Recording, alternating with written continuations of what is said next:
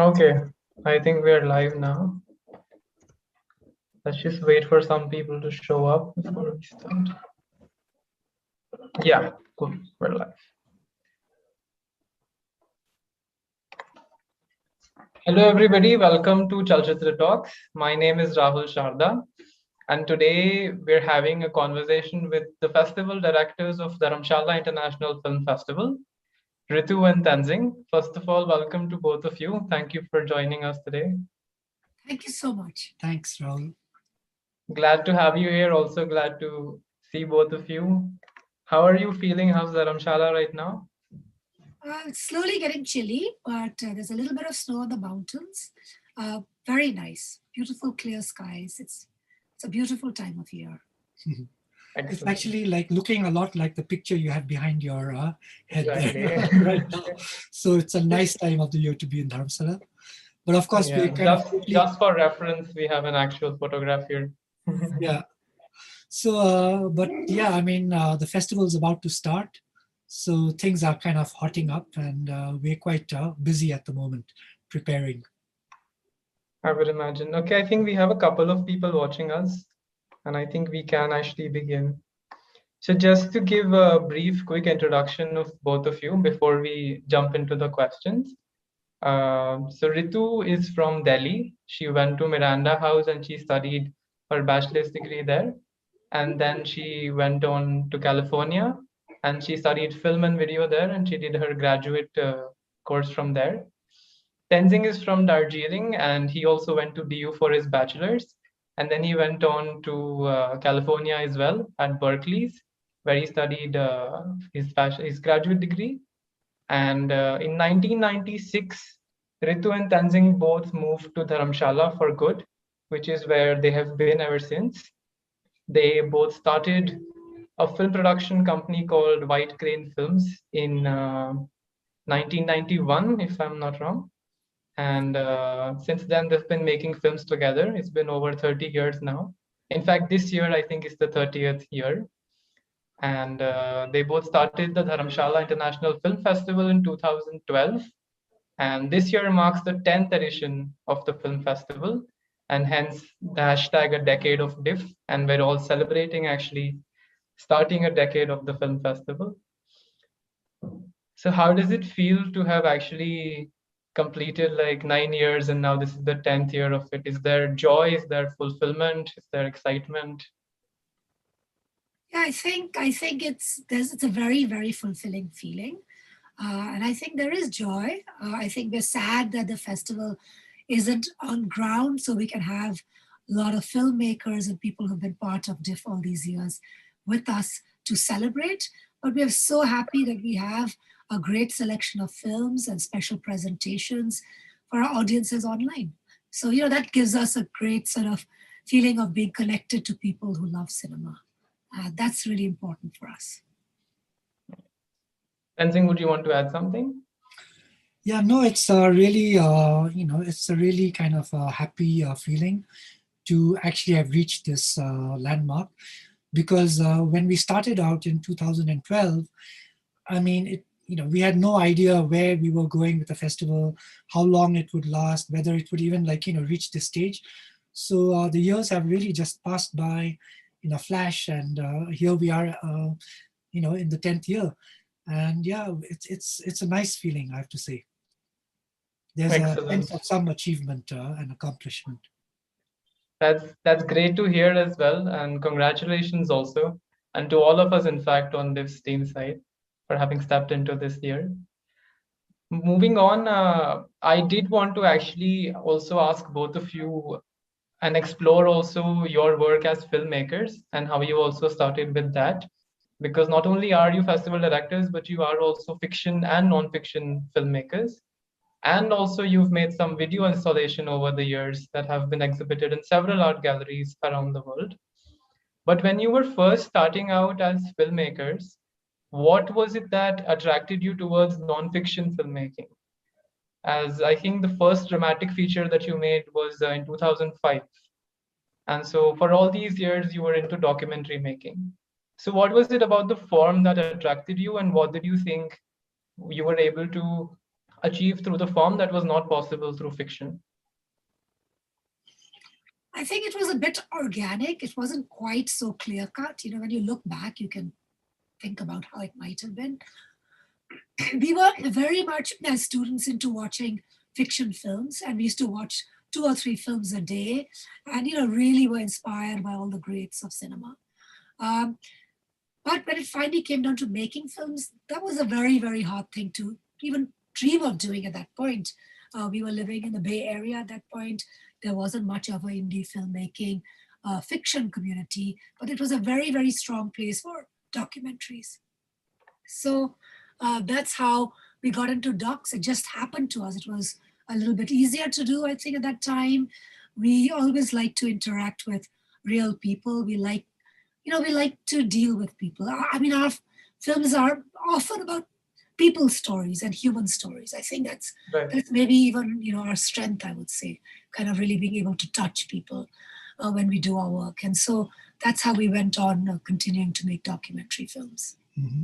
And I guess when we were students in California, one of the things that we discovered was this large Sikh community in Northern California, in the Sacramento Valley, in a place called Yuba City.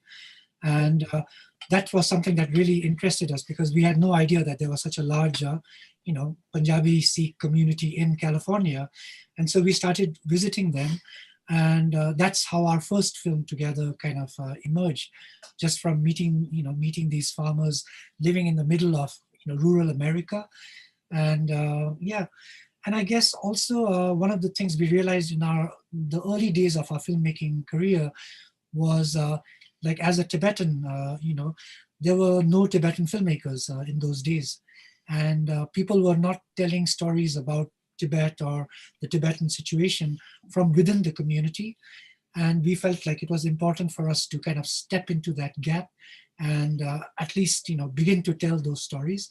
So I think nonfiction was most suited to us in the beginning in those years. Although, as Ritu says, we were always like big film lovers. And I think, it was making fiction films was something that was always there in the back of our minds. And how was it that you were finally able to achieve that in 2005 when you made your first fiction film? So we made quite a few documentaries. We lived in London for a while, and that was the center at that point of very good documentary filmmaking. And we made some films for the BBC. And, we had that sort of practice. Then when we moved to Dharamshala, it gave us the possibility of working a little less, and Tenzing started writing the script for our film, Dreaming Lhasa. So the whole process of writing the script was a lengthy one, but living here was much easier. We were closer to the subject matter, to the people who the film was about. It really helped flesh out the story. Living far away, it's often hard to flesh out those characters, but living here really helped with that. And finally, it took a long time to fundraise. That's always been a challenge, for most of our work because it is fairly non-commercial. And the fact that the stories have been mostly about Tibet and in the Tibetan language, so there's a smaller audience for that. So in 2005, finally, we got a lot of funding from many different people, including, actually this film was executive produced by Richard Gere and Jeremy Thomas. We got two major people behind us, supporting us, and we made this film. It was a great, great adventure and a great journey, and a lot of people came together. We lived for a month up in a hotel in McLeod-Ganj and worked together with very, many young people who had no experience of filmmaking.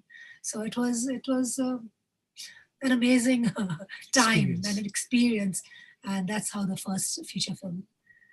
It's fascinating to also hear you, in retrospect, talk about your process. I'm sure it's interesting for you as well to actually go back and then think about organically what had happened. Mm-hmm.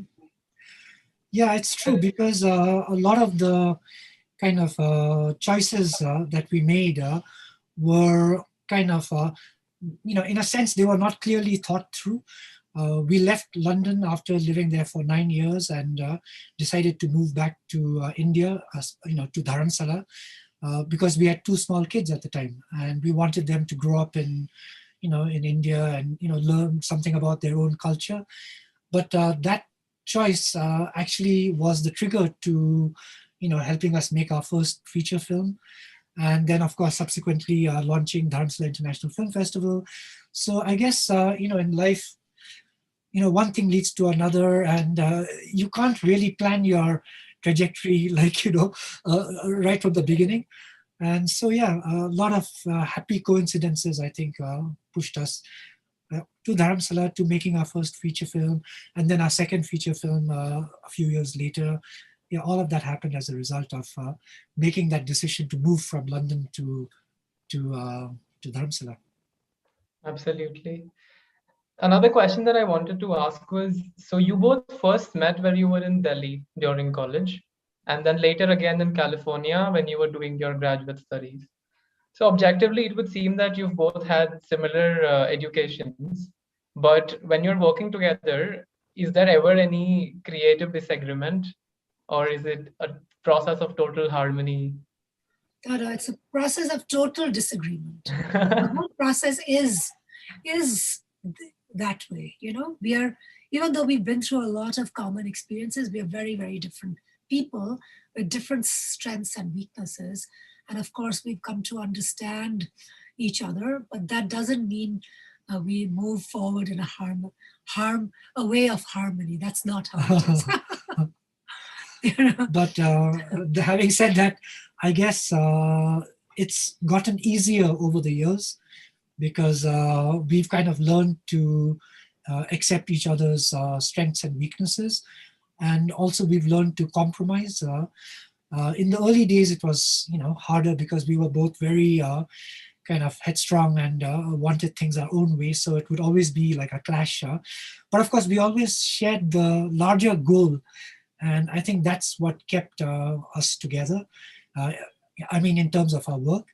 And I think we still do. We still share the larger vision, the larger goal. And we have slightly different ways in approaching that. But yeah, I think it's become a lot easier now. We've learned not to fight with each other that much, but still it's not a harmonious process. There's always a lot of discussion and back and forth and arguments sometimes. Yeah, absolutely. I would imagine you complement each other with each other's strengths and weaknesses also in that sense as a unit. Yeah, I believe we do. And I think what's interesting when you've been working together with somebody that long is that, I have no idea how to do certain things because Tenzing was good at those things, so I just didn't bother. Yeah. And similarly, he has, I think it's more from my side No, actually. not really. And similarly, he has things he has no idea about because he hasn't had to make an effort because he knows that, it comes easy to me. I guess that's how we are. Some things come easier to us and other things are more challenging. And normally, if you're working alone, then you have to try to, get a good hang of everything. But if you've been in this kind of relationship a long time, you can also be really very codependent. Yeah. Share the responsibilities. Yeah. I think if you were to set out to make a film by yourself now, I think that would be more challenging, in fact, since you're used to working together. And I don't think it would be as much fun. Mhm. I think that's what we realize, both in our work and also when we go, we travel with our films to film festivals. We did a lot of that with our last fiction film, The Sweet Requiem. We really traveled for, I would say, almost 2 years, and we had a theatrical release in the US. If you were doing it alone, I think you would just be exhausted because, when you do travel around the world like that and do a lot of question and answers, we did a lot of that. Yeah, we would be exhausted, but actually doing it together was more fun. Mhm. That's what we Makes sense. realized. Makes sense. I am very intrigued by what you say, Tenzing, about a larger goal that you both have shared all this while.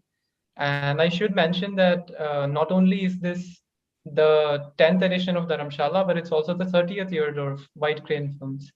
And so when you look back at your collaborative filmmaking from that long, Do you see that there is a common mission that you both share and that has kept you motivated for this long? Well, I look at it. I mean, a lot of our films have been about Tibet. Three of them have not.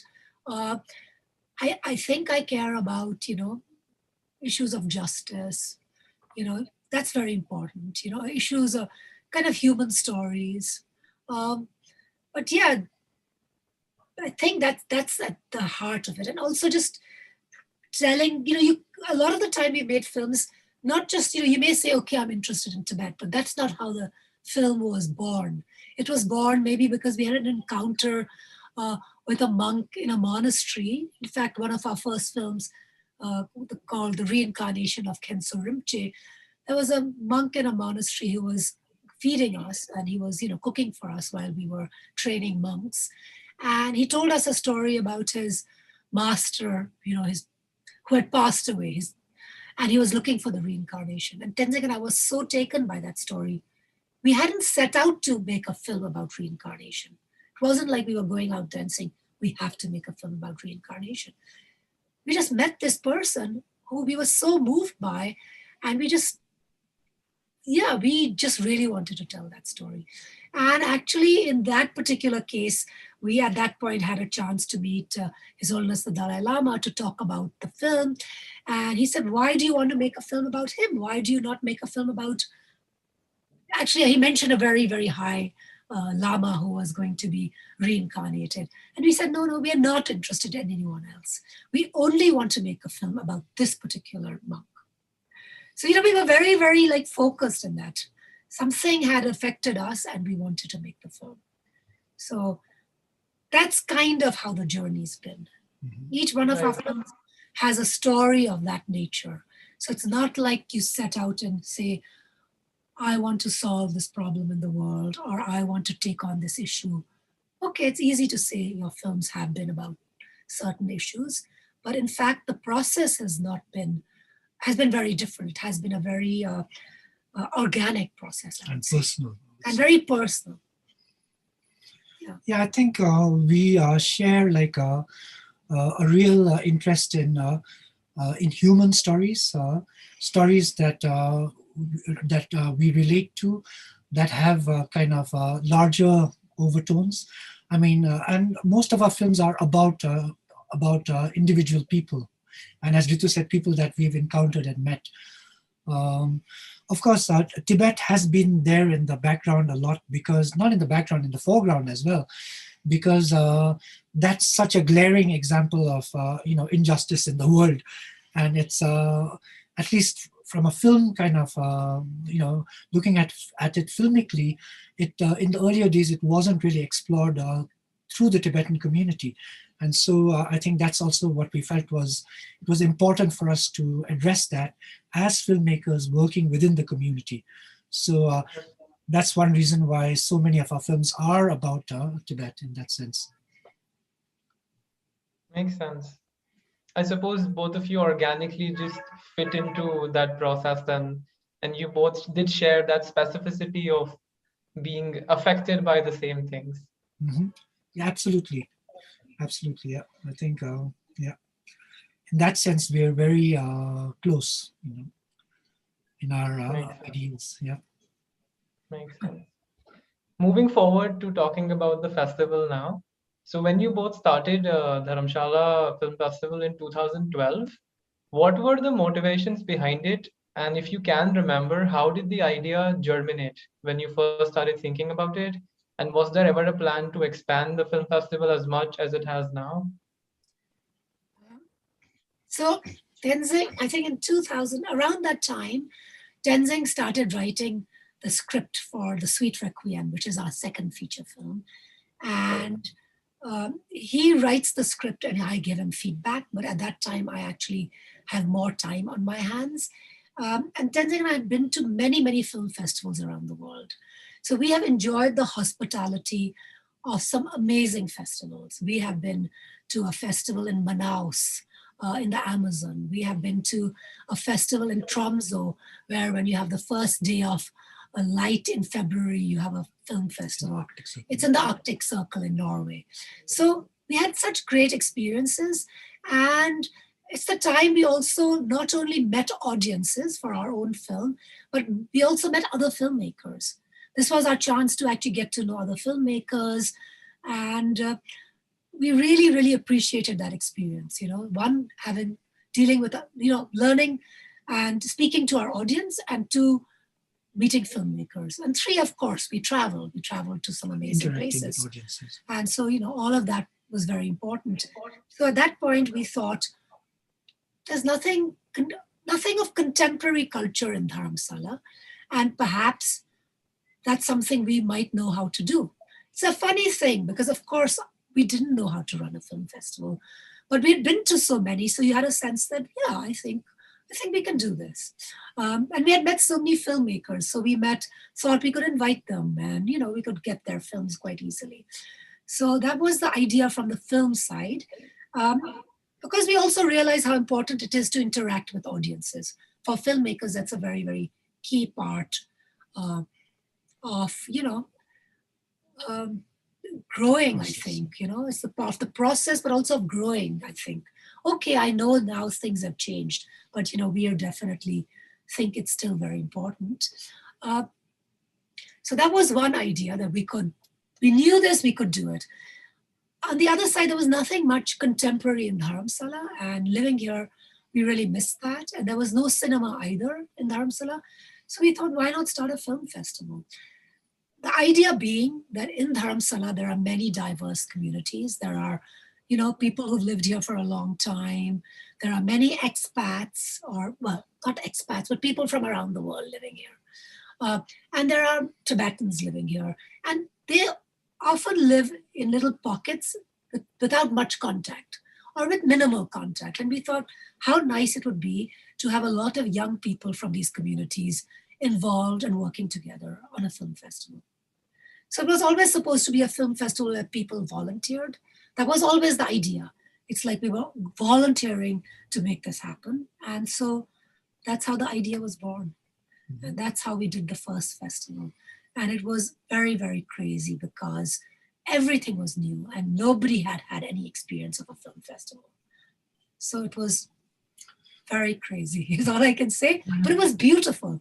It was and for the first festival, we had people like Asif Kapadia. We just reached out to him and he was like, I love Dharamshala, I'm coming. And we had Hansal Mehta was the opening night film with Shahid. And I remember when he arrived, and he was one of our first guests, and I was still going to the police station. I said to him, I think I have to go to the police station to get the permission. And then I said to him, maybe you should come with me. A man, policemen like a man like you to be there. So I took him to the police station to help get our permission, get the permission for the festival.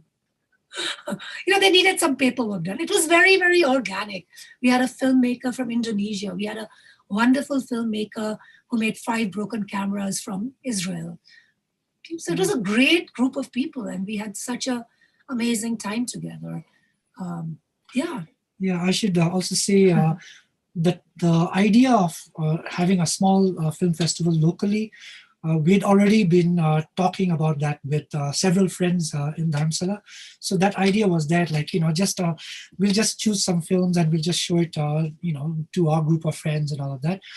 So when the idea kind of escalated into actually starting the festival, we had a group of friends locally who all kind of came together and, really they helped us make the festival happen, and everybody volunteered. They were all, and no one had any experience, but it was really kind of, initially it was really organic, homegrown, very grassroots. We were showing films on DVDs, it was at that level. But as Ritu said, right from the beginning, one of the things we felt was important was to invite filmmakers, So even if we had very limited resources, we did our best to invite filmmakers, and a lot of them came. And I think that set the standard for DIFF, that DIFF is a place where filmmakers can meet, where audiences can meet filmmakers. And somehow that's something that, kind of kept on happening. Makes sense. That's a very interesting origin story and sounds like also a lovely time back then. Almost makes me wish I was there, but I'm afraid I was 13 years old, and I don't think I would have had a very fruitful time if I'd come. No. But that's a very, very beautiful story.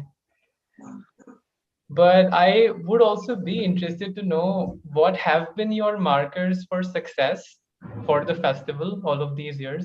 Personally, what do you think are your markers? I mean, I think when I meet, when filmmakers have come from different places and they've met each other and maybe started working together, and that has happened quite a few times. Like a filmmaker has met another filmmaker and then one has produced their film, or maybe an actor has met a filmmaker. Many of those things have happened during DIFF. And I always think that's wonderful because, it would not have existed without that, that being in a beautiful place together, or maybe going on a little hike together, or maybe, having that opportunity. I always think of that as very important. I think what we, the work we do in the community with a very, a very engaged and very good team is also very special. That, the first years it was very hard to get school children to come, but we had from the first year actually invited school children, college kids, no, they did not have to buy passes. We tried to organize buses for them. So we always had that from the beginning of the festival. And so I think the fact that that has grown and how we see, I have this, some few people who I see every year at DIFF, and some of them have been coming since they were very young, and now they've grown up. And they just look forward to DIFF so much. I can't tell you. They live in this area. They just love DIFF. I mean, it's their highlight of their year. And last year, when there's one such family, and last year when it was online, they called me, they contacted me, they had my number somehow. And then they said, how do we do this online? And I said, you just go online and you can buy a pass. And they were like, no, we will come and get it from you. And I said, well, I don't have any passes to get. So then they came very close by and, organized it. And then they were trying to buy 3 passes for 3 of them. And I said, you don't need 3 passes. One pass is for the whole family. So, so I've had a lot of people like that who I think it's really genuinely changed their life in a small way. And I, for me, that's so important because I feel like when I watched my first film, that was really an alternate film, it changed my life in a little way. And many films have done that cumulatively. So I feel when I meet people, or when I'm in a screening and I come out of it and I see the people coming out and I have that look on their faces of being so excited by seeing something very different, and they have a kind of the buzz with that, and I feel really happy because I understand that, because I think for me that's one of my kind of formative experiences as a teenager when I first saw a wonderful film or a different film. So I really appreciate that. Absolutely. Yeah, just to add to that, I think around the 3rd year of DIFF, I think that's when we started noticing that a lot of our audiences were actually coming from outside, from other parts of the country. And a lot of our volunteers were also coming from, from like as far away as Kerala and, Bangalore. And suddenly I think we realized that DIFF was no longer just a local community event, but it somehow had found a place in a larger kind of, ecosphere of film festivals in the country. And I think that realization was also a big kind of, marker for us, because it suddenly was, oh wow, DIFF actually has a place in a larger kind of independent filmmaking world, not just in Dharamshala, but in the region. And I think that's something that kind of totally changed the way we looked at the festival as well. I mean, in some ways, because then we knew we had to prepare for audiences coming from outside, and it wasn't just local people coming anymore. There were people from, and that just increased year by year. And soon, I think the last edition of DIFF physically was in 2019, I think, when you were there. And I think we had the most number of people coming from outside Dharamshala for that festival.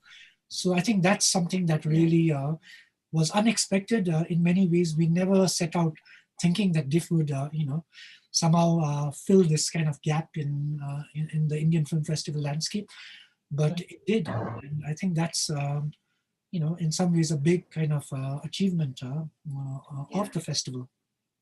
And just taking off from there, I think one of the things that's been really meaningful, like if you look at 10 years, is a lot of people put this festival together. So, we've had different teams for many years, new people coming in and each building on the other's work. And we've interacted with so many of these people. Like, so I know so many, and I'm friends with so many of our past volunteers, interns, festival managers. So there's a kind of a DIFF family, I would say. And everyone's worked together. So it's a collaborative project, like in the end, like we may be the sort of figureheads, we're the ones who founded it, but I feel like belongs to so many people. There have been so many volunteers who've come, so many people it's affected, so I think in a sense there is that kind of family that exists. That's very, very important as well, because that's the beauty of this journey. It's very special. So, of course the audiences are special, but this actually community of DIFF teams, volunteers is also something very, very special to us. No, I think I definitely agree from what I've observed as well. And to add to Ritu about the local people having excellent relations with the festival as well, I would like to retell an anecdote back from 2019. I was a volunteer at the film festival in the venue department, and so I was in charge of checking the passes for whoever was entering. And so there were some local kids who wanted to watch the film, but they were unable to buy the pass for it. And so another volunteer came up to me and she said that, like, these kids want to watch the film, but they don't have a pass. And I was also coming from Mumbai, which is obviously, I mean, if a festival happens there, it has to be very clinical and strict in their checking of who they let in. So I did have my guard up, but then the other volunteer told me that, but Rahul, like, when else will these kids have a chance to watch such a film again? And so I used my own discretion at that time to allow the kids to go sit at the balcony seat in the back, as long as they promise to sit quietly. And I thought that I could get away with that in the festival setting of Dharamshala, and it just felt right. So I definitely agree that that is in fact the larger philosophy of Dharamshala. Both formally and informally, I think it continues to be open not only to the local people, but also to people who come from afar as well. Mhm. And I think if I remember correctly, that was a children's film they wanted to get into, right? Exactly. That's yeah. So, right. I mean, Exactly. makes Yeah, all the more sense. yeah, of course. Absolutely. Yeah. And I think DIFF definitely was started as a platform where the locals in Dharamshala could be introduced to alternative cinema in some way. And I think it definitely DIFF has been able to do that and sustains to do that even now. I think, but when you moved here in 1996, Dharamshala did not have any major cinemas, and there was no place where the locals could go to watch films. I would be interested to know what Dharamshala was like at that time. Could you paint a picture of Dharamshala? Were there any other filmmakers there? Were you the only filmmakers? Did you ever have any local screenings of your films for the locals? So, if you've been to Dharamsala recently. I think at that time, maybe there were no taxis in Dharamsala. In 96, Yeah. very few. Very few. Yeah. So the roads, like, if you were, used to walk around a lot more generally. So, it was less traffic. It was, there were, those days people used to go to video parlors to watch films. In There was a lot McLeod of, in McLeod Gardens, there was some small video parlors where people watched films. There was a whole world of video parlors, often, with rats running around as well. Mostly Hollywood or Bollywood films, that they would show. Yeah. Yeah, it was a much, much smaller town, but there were always quite a lot of foreigners living here. It had attracted those kind of people for a long time. So there were a range of people living here. Yeah, it was a very beautiful place. I think the problem is, a lot of development that we have these days is a lot of concrete buildings. So it was, I think, a more beautiful place. But in terms of our film showing, yes, we have shown quite a few of our films those days to people in the Tibetan community, because there was always an interest in the work we've done, and we've always had a lot of interaction with the Tibetan community. So we have done screenings for them. Mm-hmm. But there used to be a small cinema. There used to be a cinema in the bazaar. And then I think it closed late 90s, maybe. Yeah. It was closed, and then there was no cinema there. We had no cinema for a long time, but there used to be a cinema in the town. Mm-hmm. I think in around 2014 or 15, a multiplex opened up in Lower Dharamshala. So now there is kind of a proper, cinema facility. But of course, again, it's a place that shows mostly the latest, Bollywood films. So it's very different from what we do. But in McLeodganj, where the festival is held, there's still, there's still nothing, as you know, in terms of, cinemas or anything like that. Filmmakers used to come through Dharamshala, even in those days. Often we'd meet people, a lot of them would be coming to make a film about, the Dalai Lama or Buddhism or something like that. So in that sense, there was always some kind of a film crew, or mostly TV actually, crews coming. But I don't think there were any filmmakers besides us living in Dharamshala at the time. In that case, did it ever seem challenging to you, the decision that you were going to base in Dharamshala and be filmmakers as well? Was that a challenging decision for both of you? Yeah, I think it was hard to imagine that you could do it, because don't forget, at that point we had a very basic dial-up internet connection. So, you were really disconnected. I mean, you can't just sort of quietly. It was like going to the mountains quietly and writing your script. Or retiring. Or retiring, very early. So yes, it was hard to imagine. It was not something people did. I think we were very early on, like somebody who, came, a filmmaker who wanted. The first settlers. We really were. But, we were first settlers, but as it happens, Tenzing's family lived here also. They had moved here. And my family is also originally from here. So we have we had a major connection, kind of roots here. Yeah. Okay. Yeah, but it wasn't the most convenient place to base yourself as a filmmaker. So a lot of our work had to be done outside, right? So we had to, go to Delhi or even to Bombay to do a post-production on one of our films, or even outside, abroad, where we did post-production on a lot of our films. So in that sense, it wasn't a convenient place to be in. But it had other advantages, and I think those outweighed the, whatever inconveniences we had in the practical sense. Right. Moving back to talking about the festival, I would want to know, what were your feelings when the decision to take the festival online was made? Did you feel that it was necessary? Do you see it as a step forward?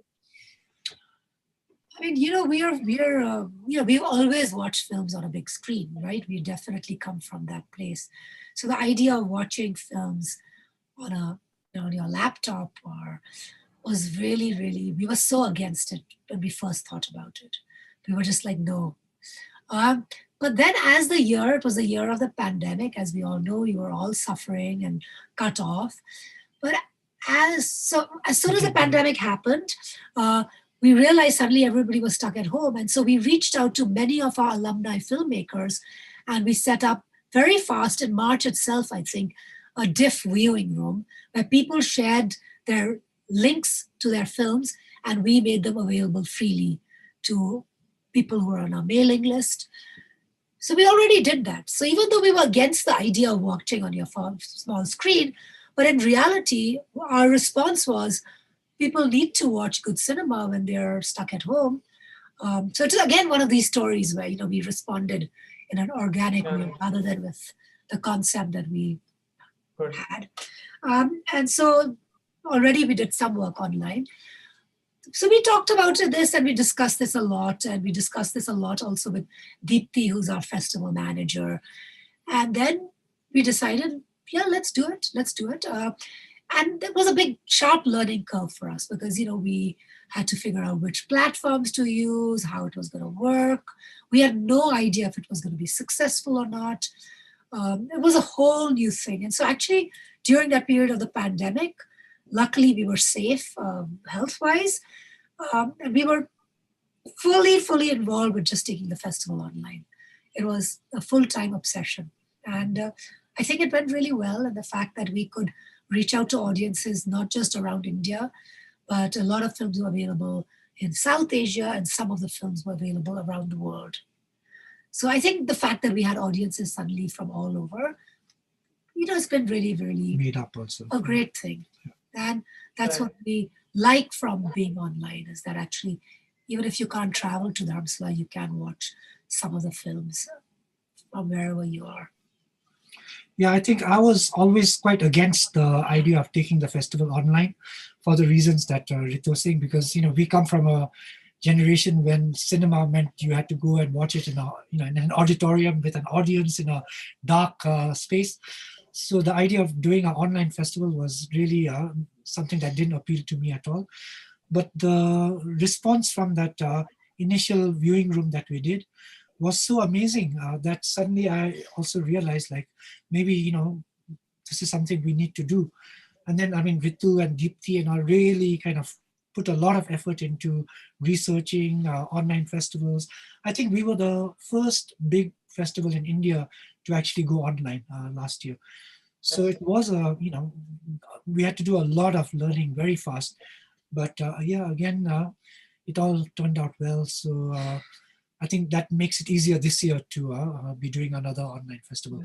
Although, of course, we really, really missed not having the physical event, especially the 10th year. But the 11th year is a good next year we'll do event, right? 11 is a good number. Yeah. Absolutely, it is. But so I think the obvious advantage of having an online festival is that it becomes more accessible to people who are otherwise unable to come to the space. That's right. But so if we go offline next year, do you think that it might seem diminishing in some way? Or in that sense, do the pros also outweigh the cons? Absolutely. I think we'll consider having a hybrid festival, but I think, every year so much is changing. Like between last year's festival and this year's festival, a lot has changed. And so, as somebody who's running a film festival, there's a lot of changes out there. So who knows what the situation will be next year? How have audiences changed? How have we adapted? What new technologies are in place? So I think we'll take that all into account and, maybe consider the hybrid. But I think increasingly it looks like post-pandemic film festivals will opt for a hybrid model. I think it makes sense. One of the advantages also of an online, iteration is that you can do panel discussions, conversations, roundtables with filmmakers from around the world in a way that we couldn't do it just in a physical festival, because there everyone would have to be there, right? And suddenly that also opens up a lot of possibilities. And I think like this year we've really taken advantage of that flexibility and put together all kinds of really interesting panels and conversations. So that's something that we would like to definitely continue, even if the festival went physical. Absolutely. I think I agree as well. Lastly, I should acknowledge that it must be extremely challenging to sustain an independent festival such as this in the current cultural climate of India as well, wherein commercialism at some point becomes an inevitable next step. But somehow Dharamshala has been able to sustain not only its brand, but also its curation in some sense. And I think Dharamshala does continue to be a more intimate film festival in that sense in comparison. And another anecdote, in fact, that I can think of right now is I think this was in 2019 again, and I was in charge of the main hall at TIPA. And so the instructions that were given to us was that people cannot enter the hall if they have a hot beverage in their hand or if they're bringing some food in. So I made sure that nobody entered with those. But then in one fine screening, there was a gentleman who walked in with a dog on a leash, and he wanted to go in. And so I did not know what the protocol with that was. That wasn't even in the rule book. So I was very confused. So I went up to Tenzing and I asked him, what should we do? And he looked at the man, then he looked at me and he said, yeah, no, he can sit at the back. And I thought, well, okay, if you say so. And I let him in and he sat in the front seat when the screening was happening. And I hope to God that the dog wouldn't bark in the middle of the screening. Otherwise, the blame would be on me. But so that's how I remember Dharamshala. And that's also the anecdote that I share with people when I want to tell them about the festival. And in that sense, I think the festival is definitely very different from the other commercial film festival in India. I mean, you cannot even in your wildest dreams imagine a dog being allowed to sit in PVR Andheri in Mumbai at a film festival. That's not going to be possible.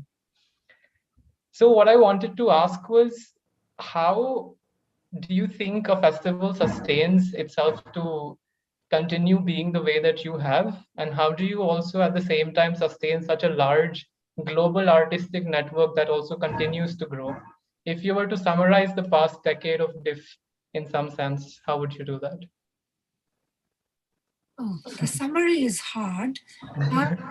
I think I should mention, and just in terms of sustaining, it's been very hard to, very, very challenging to keep it going.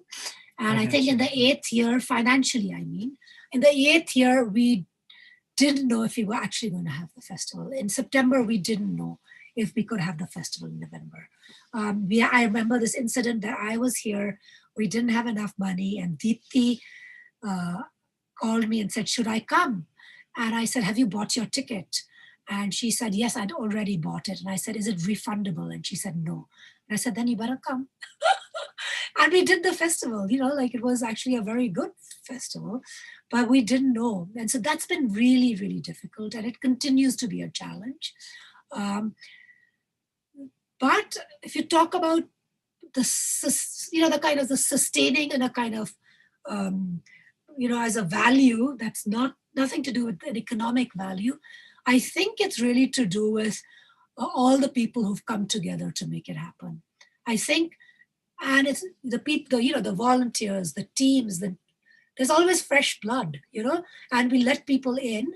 And of course, our wonderful audiences as well, right? I mean, so it takes that. I mean, sometimes you see those audiences, they come, they're so excited. They're like, there's something about seeing those audiences that's amazing too. Mm-hmm. But I think it's also the teams, the people who just stayed with us, who are there. If we have a problem, we just go back to many people. In fact, this year we did that. At one point, we were having a problem finding a suitable designer. And I went back to somebody who we had worked with about 4 or 5 years before, and they had done our original design logo. And well, I'm so proud of our design this year, and everyone who's there should look at the diff.co.in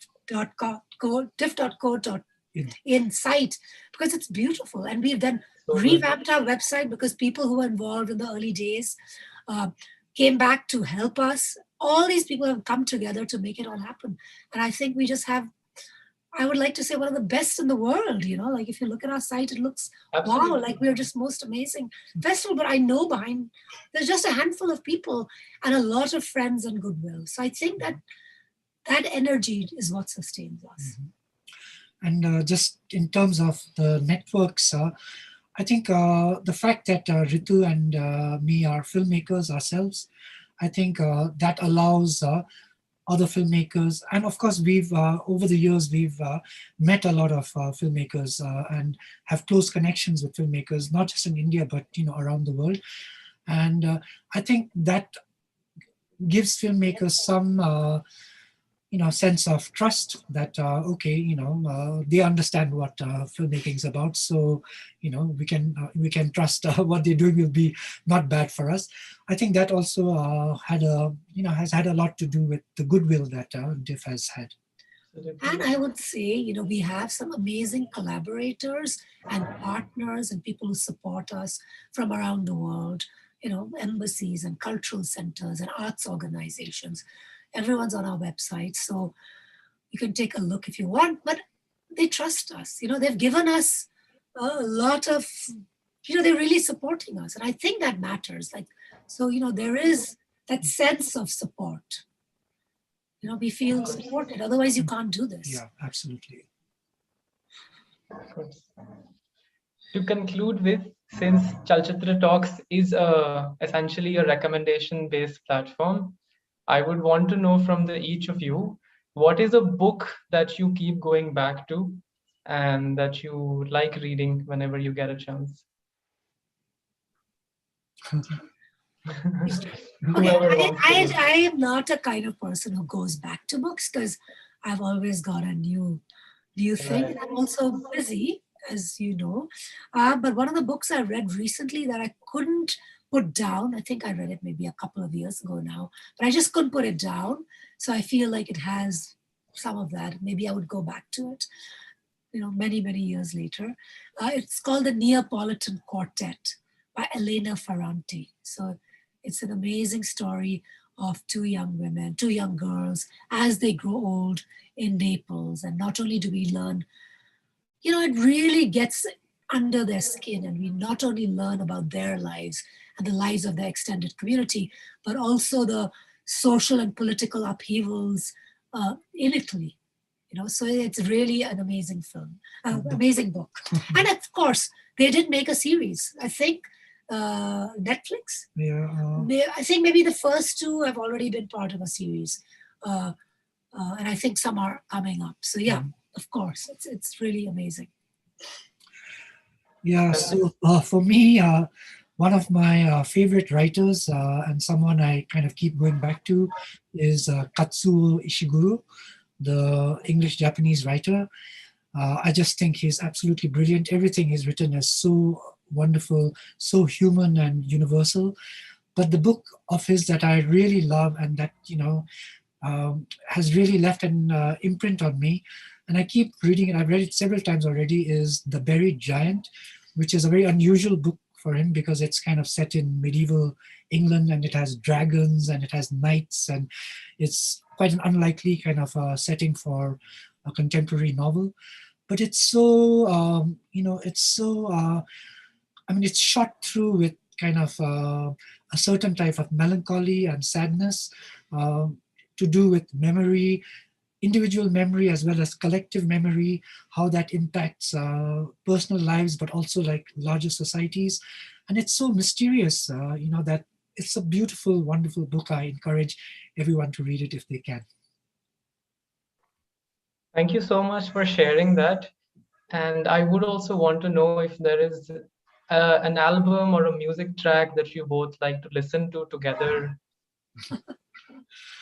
So yeah, we love listening to music. I can't live without music. It's always playing.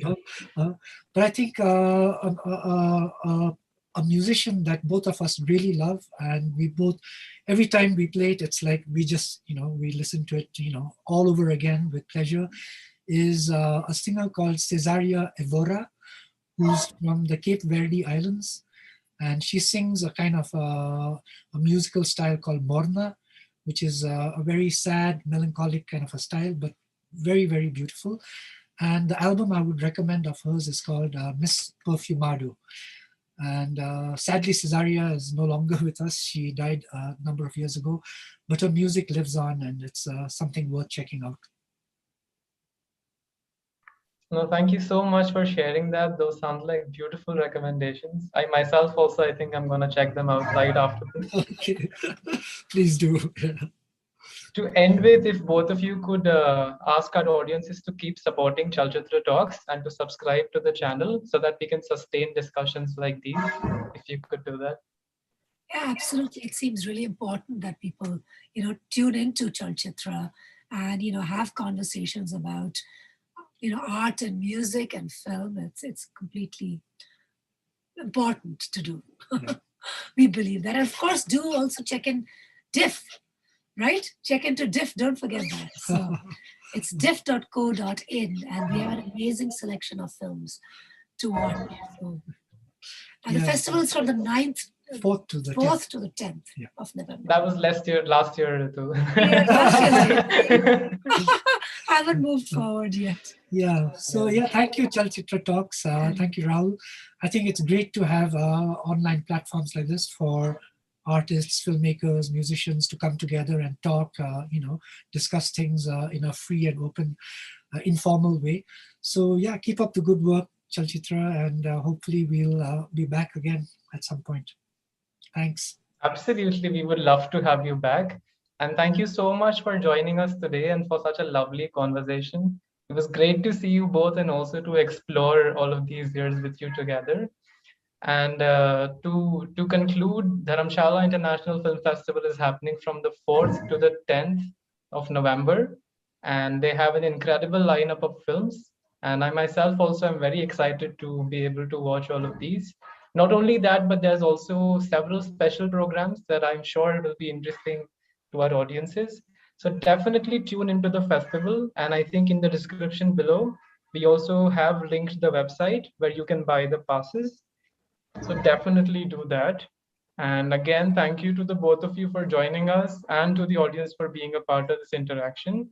I wish all of us best of luck for the upcoming film festival. And hopefully we can collect at the mountain again next year and watch films together. Absolutely. Yeah. Thank you. Next year in Dharamshala. Yeah. Absolutely. Absolutely. Okay. Bye-bye. All right. Thank you again.